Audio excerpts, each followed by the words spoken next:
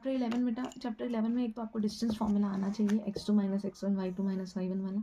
Cos theta के ये formula आता है तो वेल एंड गुड, अदरवाइज आपको a vector dot b vector upon उसका मैग्नीट्यूड तो पता ही है। ये जैसे इसको मैग्नीट्यूड को ओपन करके a डॉट b होता ही है कि a1 a2 b1 b2 c1 c2 तो करके ये फॉर्मूलाज बनते हैं। अगर कोई लाइन परपेंडिकुलर है तो उनका डॉट क्या आएगा 0, और अगर पैरेलल है तो उनका रेशियो क्या आएगा, सेम आएगा। ये हमने पढ़ लिया था। अब अगर एक पॉइंट दे रखा है और एक क्या दे रखा है आपको, वेक्टर दे रखा है, तो इसकी इक्वेशन क्या होती है, are vector is equal to A vector plus lambda B vector. और अगर हम इसका कार्टेशियन वैल्यू में रखें तो x माइनस x1 अपॉन ए, y minus y1 b, z minus z1। ये जो ए बी सी दिख रही है ये आपको पैरेलल, जो बी वेक्टर था ना ये हमारा बी वेक्टर होता है। ये ऊपर x1 y1 z1 क्या है, हमारा एक फिक्स्ड पॉइंट है, ठीक है।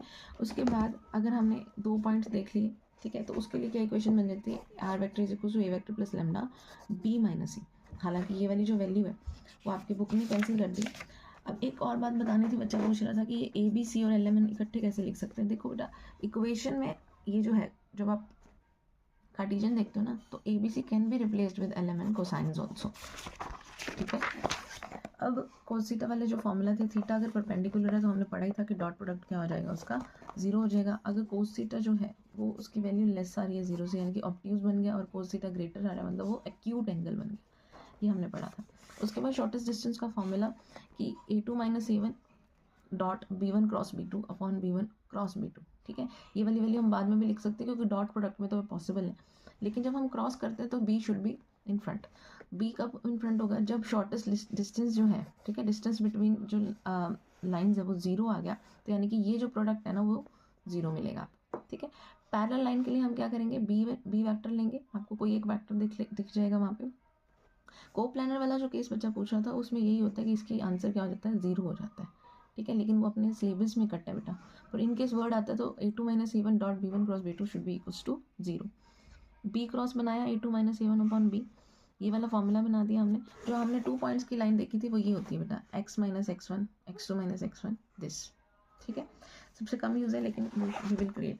अब ये वाला जो मेथड है यानी कि कार्टेशियन से करने वाला, इसको मैं प्रेफर नहीं करती शॉर्टेस्ट डिस्टेंस का, क्योंकि ये ज़्यादा इजी है, आपको कार्टेशियन से लाइन तो बनानी आती है, ठीक है।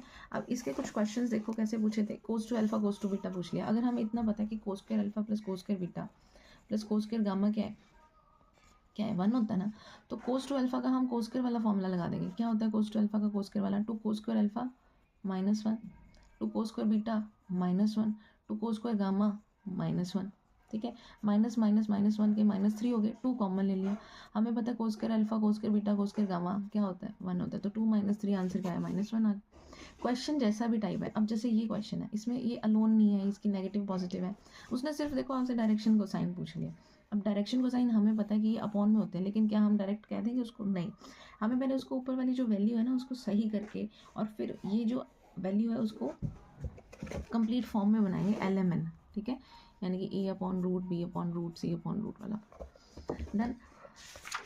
उसके बाद अब ये कुछ इस क्यूबिकल, क्योंकि क्यूब आपको क्वेश्चन में दे रखा था, बुक में दे रखा है ना, एक डायग्राम दे रखा है क्यूब का, ठीक है। तो क्यूब के डायग्राम के लिए आप बस इतना याद रखना कि उसमें जो थीटा होता है वो कोस इनवर्स 1/3 होता है। हालांकि बुक ने ये कट कर दिया था पार्ट प्लेन्स वाला, तो फिर भी for knowledge you should know, ठीक है।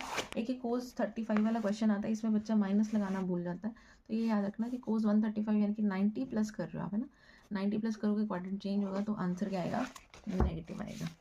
और जिसका इंक्लाइन इकट्ठे होते हैं, एक्सिस के साथ इंक्लाइन इकट्ठे होते हैं, तो उसमें हम क्या लेते हैं, इक्वल लेते हैं, सारे अल्फाज को इक्वल लेंगे तो कोस अल्फा का आंसर क्या आता है, +-1/√, ठीक है। अब क्वेश्चन इसमें कैसे आएंगे, एक इमेज और फोटो परपेंडिकुलर वगैरह वाले जो क्वेश्चन है वो अच्छे से करने, बाकी आप में कोई भी ऐसे डाउट आपको रहेगा नहीं, ठीक है। इंटरसेक्शन वगैरह, जैसे आपको एक पॉइंट दे दिया और एक लाइन दे दी, पर ये लाइन तो हमारी फॉर्म में है ही नहीं, हमने तो ऐसा नहीं देखा ना, तो आप क्या करोगे, इसमें से 5 कॉमन लोगे, 5 कॉमन ले लिया, इसमें से क्या कॉमन लिया, 7 कॉमन लिया और 35। अब ये 5 7 35 है, ये हमें नहीं चाहिए, हमने इसको अपॉन में पहुंचा दिया, ठीक है। जो 5 है उसको हम थर्ड प्लेस पे पहुंचाएंगे, 7 है उसको भी थर्ड, तो करके ये बनता है, ठीक। एक प्लेन बन गया। अब प्लेन के बाद आपने क्या कर दिया, इसकी डायरेक्शन फाइंड कर दी। उसके बाद अब यहाँ पे है, जैसे एक पॉइंट दे दिया आपको, इस पैरेलल टू दिस पॉइंट, तो ये एक लाइन है, ये एक लाइन है, अगर ये इसके पैरेलल है तो इनकी जो AB, सपोज AB वेक्टर निकालना आता है ना हमें, हम कैसे निकालते हैं, B-C, तो इन्होंने B-C कर दी। वैसे CD निकालना तो क्या करेंगे हम, D-C कर देंगे। अब इन दोनों को अगर ये पैरेलल है तो इनका रेशियो सेम आना चाहिए, और अगर यही क्वेश्चन परपेंडिकुलर में आता या आप बोलते कि पॉइंट जा रहा है इस वेक्टर ही है, तो वेक्टर को वेक्टर की जगह रखते, पॉइंट को पॉइंट की जगह रख देते हैं। समझ गए।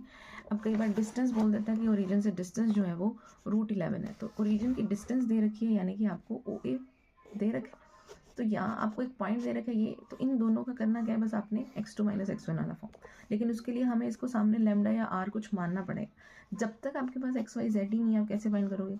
जैसे ही XYZ जिसे जनरल पॉइंट कहते हैं वो आ गया, और एक पॉइंट जो क्वेश्चन में है वो दे रखा है, मतलब ये वाला पॉइंट हमने निकाल लिया, एक पॉइंट हमें ओरिजिन दे ही रखे, उसकी डिस्टेंस दे रखी है, हमने जनरल पॉइंट फाइंड आउट कर लिया।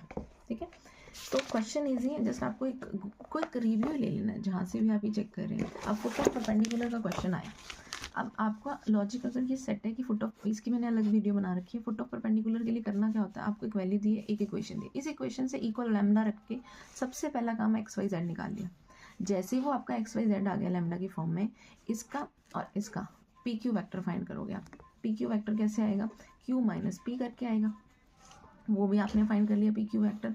अब PQ वेक्टर किसके परपेंडिकुलर है, इस लाइन के, यानी कि ये जो 5 to 3 जा रही है इस लाइन के, तो 5, 2 और 3 का जो आपका PQ वेक्टर है उससे मल्टीप्लाई क्या आएगा, 0 आएगा। PQ इज परपेंडिकुलर, और कोई चीज़ परपेंडिकुलर होती है तो उसका डॉट प्रोडक्ट क्या होता है, 0। तो ये फुट ऑफ परपेंडिकुलर के लिए भी यही प्रोसेस है, पॉइंट ऑफ इंटरसेक्शन की भी यही प्रोसेस है, इमेज करना है तो भी यही प्रोसेस है। क्या, पहले लाइन है, लैम्डा निकाल लो XYZ, माइनस कर दो, PQ आ गया, PQ डॉट ये वाली लाइन 5 to 3 कर दो, जो अपॉन में दिया होता है वो वेक्टर होता है। ठीक है, क्वेश्चन इतने प्रॉब्लमेटिक नहीं है, बस आपको थोड़ा गो थ्रू अच्छे से कर लेना उसको। जैसे लाइन आपको कोई दे रखी है, वो इस पॉइंट से पास हुआ, तो 2 लाइंस तो आपको दे दी ना, तो यानी कि आपने एक को अल्फा या बीटा या लैम्डा म्यू मान के इसको सॉल्व करना है। जनरल पॉइंट्स हैं उसके, वो आपको निकाल लेना है। ठीक है, सारे क्वेश्चंस जो हैं एक बार आप गो थ्रू कर लेना। अब उसने लिखा शो दैट पॉइंट कि ये दो लाइन इंटरसेक्ट करते हैं, इंटरसेक्ट का जहाँ वर्ड आ गया मतलब आपने लैम्डा और म्यू, इससे भी XYZ निकाल लिए, इससे भी XYZ निकाल लिए, और बाद में कंपेयर कर दिए। जब कंपेयर करोगे आंसर सेम आएगा, येस दे बोथ इंटरसेक्ट। समझ गए। So this was all about this. एक इमेज वाला क्वेश्चन आ जाता है आपके लिए, तो वो इमेज वाला जो क्वेश्चन है वो मार्क्स भी उसके ज़्यादा मिलते हैं बेटा। ठीक है, तो मार्क्स अच्छे लेने हैं तो हमें थोड़ा तैयारी भी अच्छी रखनी है बस। ठीक है, पेपर जैसा भी है, शॉर्टेस्ट डिस्टेंस अब आपको पता लग गया, ये अपॉन में क्या होता है B1, ये अपॉन में क्या होता है B2, ये ऊपर वाले क्या है A2, ये ऊपर वाले क्या है A1, और फॉर्मूला हमने देखा हुआ है। ठीक है, A2 - A1 फाइंड करो, B1 B2 फाइंड करो, और फॉर्मूला में पुट कर दो। खुद कोई भी बुक जो है वो ये फॉर्मूला यूज़ करती है, वो इतना बड़ा जो दूसरा फॉर्मूला था उसे यूज़ नहीं करती। ठीक है, अब जैसे इमेज वाला मैंने कहा था क्वेश्चन आ गया, तो इमेज जहाँ देगी आपको क्वेश्चन की, तो करना क्या है, आपने वही प्रोसेस फॉलो करनी है। पहले XYZ को लैम्डा रख लिया, पॉइंट निकाल लिया, उसके बाद PR वेक्टर निकाल लिया, डॉट प्रोडक्ट करके लैम्डा निकाल लिया। मिड पॉइंट का मतलब क्या होता है कि P + Q/2 = R है। आपको ये नहीं याद रखना, तो आप ये याद रखो कि आपने Q निकाला ना, तो Q का मतलब जो आपका आंसर तो आ ही गया फुट ऑफ परपेंडिकुलर से, उसका डबल करो, उसमें से माइनस करो। सपोज ये 1 3 4 आया, तो 1 का डबल किया उसमें से माइनस, 3 का डबल किया माइनस, 4 का डबल किया माइनस, इमेज आ जाती है। ठीक है बेटा, इमेज वाला क्वेश्चन आप मेरे दूसरे वीडियो में से देख लेना। बाकी वेल एंड गुड है, थैंक यू सो मच।